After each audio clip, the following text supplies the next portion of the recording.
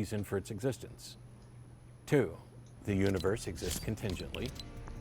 3, the universe has a reason for its existence. 4, if the universe has a reason for its existence, then that reason is God. And 5, therefore God exists. Now, I imagine some of the responses out there. There are people who accept the argument from contingency, who are theists of some stripe and say, yep, that's one of the versions. Sounds just fine to me. What could you possibly be objecting to? And there are probably many non-believers out there, people who've looked at this sort of thing before, who might be screaming and ready to pull out their hair about how can they say that? What's the justification for this claim? And it may have come at different times. One of the things about the argument of contingency that distinguishes it from other cosmological arguments, like the Kalam cosmological argument or for various versions of first cause arguments, and there are similarities, there are elements of a first cause argument in here. But the claim is often that the argument from contingency would apply if in fact the universe was infinite. That's not entirely true in my estimation.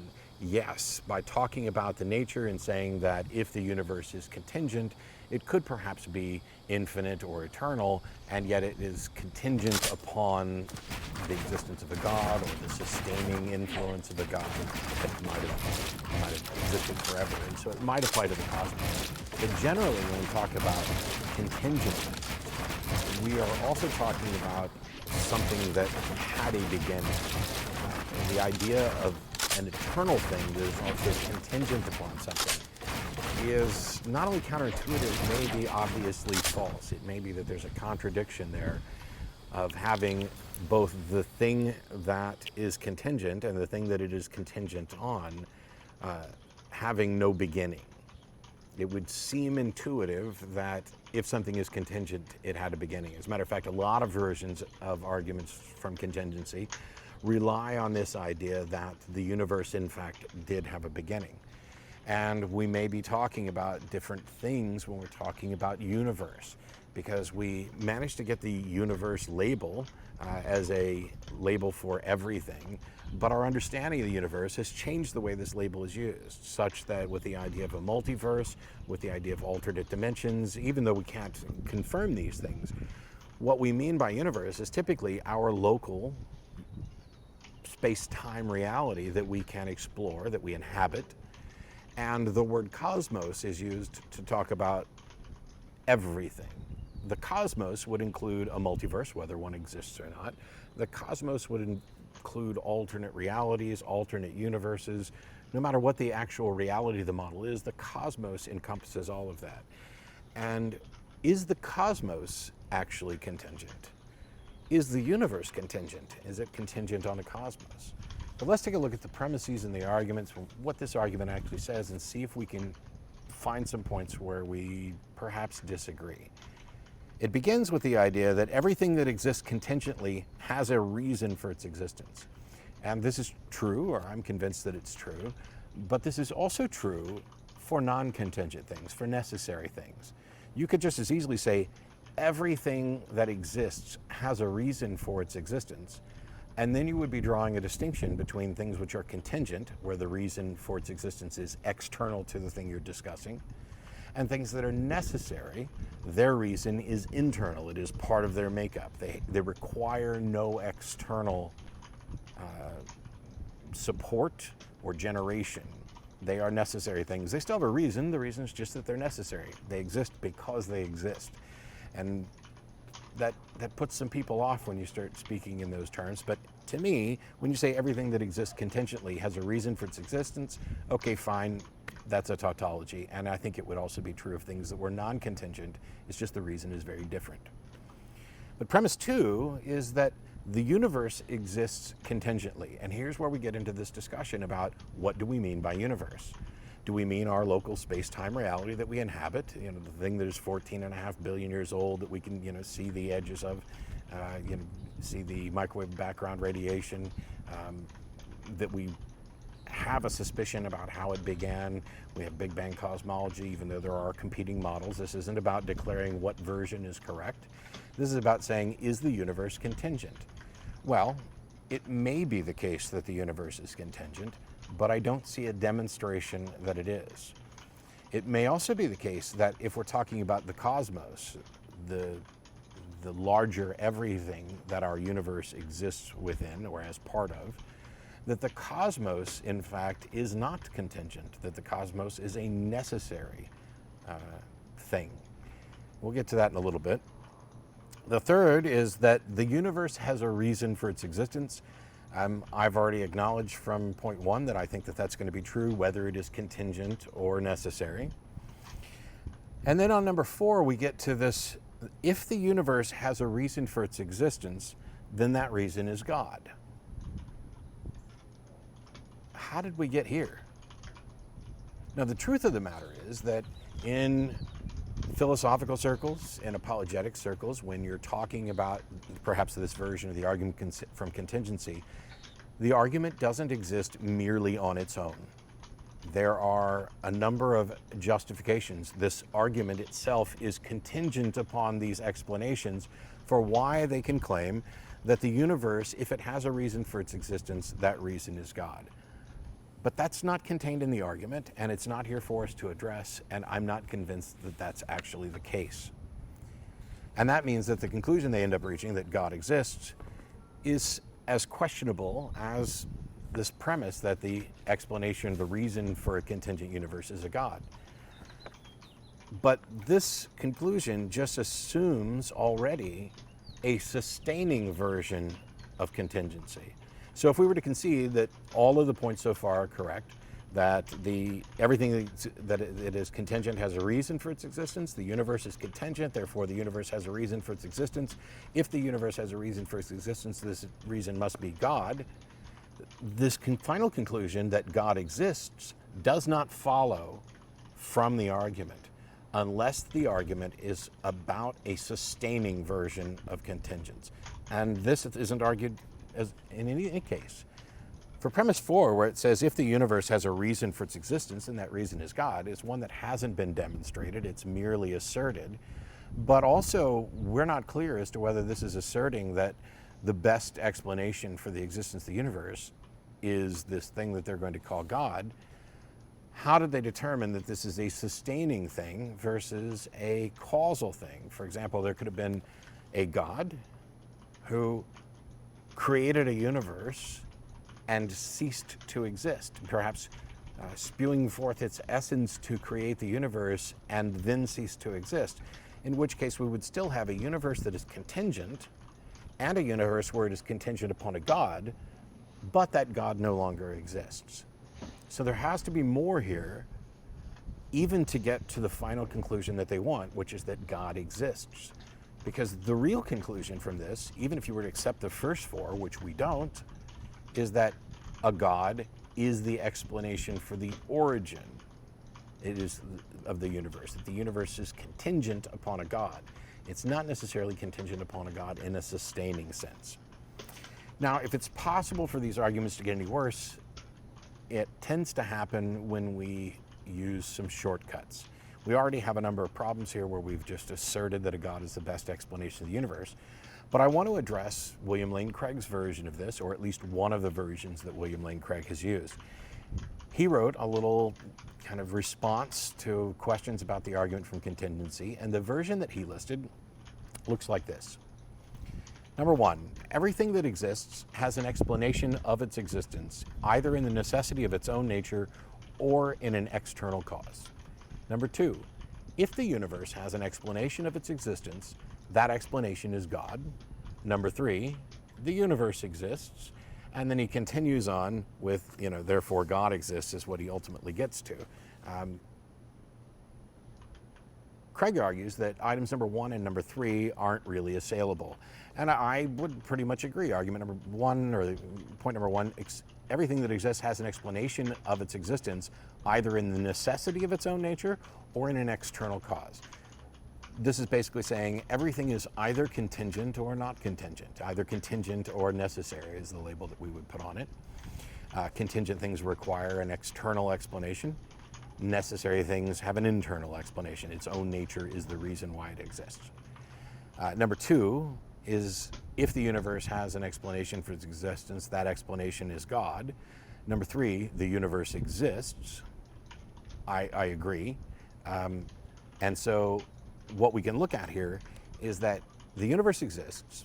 And so we go back to point one. Because it exists, it has an explanation for its existence that is either internal, a matter of necessity that the universe necessarily exists, or external, that it is contingent upon something.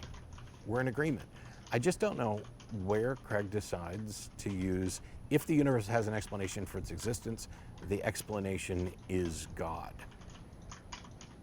And while I don't want this entire video to be a rebuttal to one thing that William Lane Craig said, the fact of the matter is that when discussing this, instead of arguing and presenting any justification for his second premise, that if there's an explanation for the universe, that explanation is God, he instead tries to argue a little differently. He says that if atheism is true, and here he has to be talking about hard atheism or anti-theism, or basically the claim that no God exists.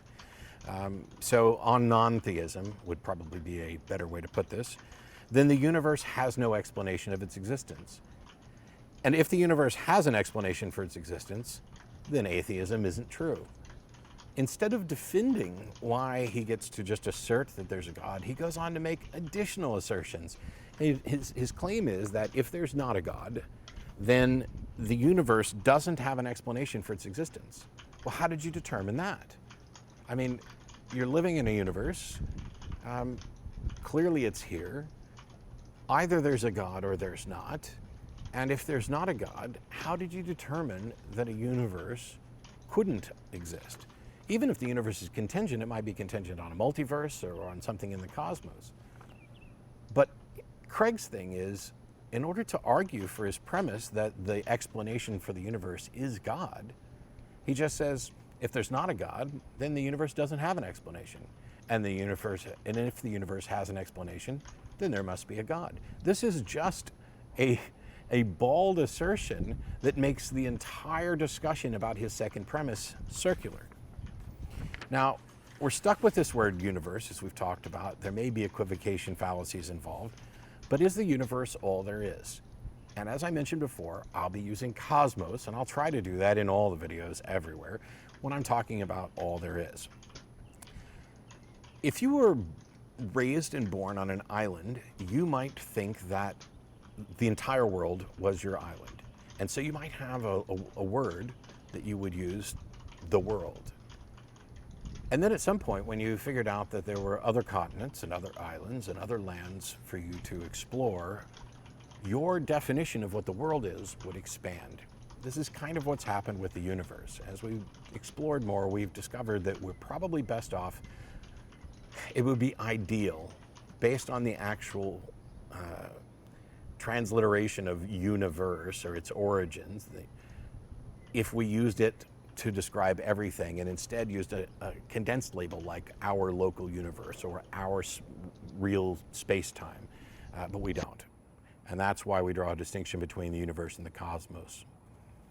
Now, contingency arguments merely assert that the explanation for the universe must be a being and a necessary non-contingent one. They don't ever demonstrate this in any way, nor do they demonstrate that this being explanation must be one in which this being still exists, the difference between a causal contingency and a sustaining contingency. Why is that? I mean, after all, they believe in a God that exists. I mean, these arguments aren't just coming from deistic notions, even though they are all consistent with a deistic notion of a God. These are quite often fundamentalist Christians, evangelical Christians, moderate Christians, seminarians, apologists, all who believe in Jesus.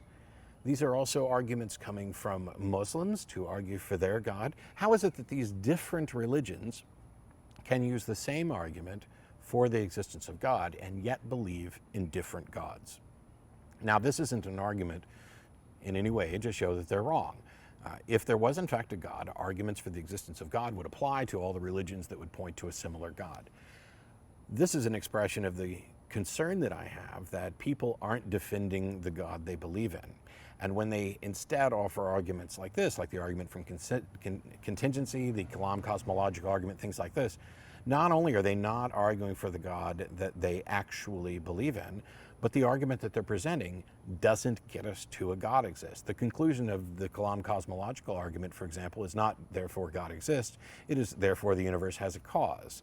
And the conclusion of the versions of the argument from contingency, while they might be God exists, we can see that there's a disconnect between there is some non-contingent thing that it serves as an ultimate foundation, and this idea that the non-contingent thing that serves as an ultimate foundation is a thinking being that they're going to call God, and then they're going to extrapolate from that down to the particular God they believe in the religious doctrine. What if our local universe began to exist and has a cause for its existence, has a reason, an explanation for its existence, that isn't actually an agent, a thinking being? What if it is a natural explanation, and natural in the sense of it is a part of the cosmos, but not necessarily a thinking agent putting forth some sort of creative effort? The truth is, we don't know why there's something instead of nothing. There are a number of people who would tell you that it's because nothing is intrinsically unstable, and therefore something is going to emerge from nothing. But we don't have an understanding of a mechanism. And since we can't explore beyond the origins of our universe, we can only hypothesize. And if that's the case, how did we determine that the foundational, essential explanation for our universe is that it is a contingent entity that is derived from a thinking agent? I see absolutely no justification for this, definitely not within the arguments. And this is one of the things that needs to start happening. If you're going to present an argument, when you offer up your premises, you need to offer reasons for those premises. You may have to add additional arguments to it, and that doesn't always happen. This shorthand version of the argument from contingency, both of the versions we've looked at today, have this bald assertion in there: if the universe has a reason for its existence, then that reason is God. Now, I know, because I've studied this, that they think they have reasons for it. They will say, well, it has to be something that's non-contingent, that serves as the origin of our universe, and it has to have these particular qualities. It has to be capable of creating a universe. It has to be capable of causing a universe to exist, and it goes on and on and on. And it's then their conclusion is that the God hypothesis is the only thing that we know of that fits those criteria.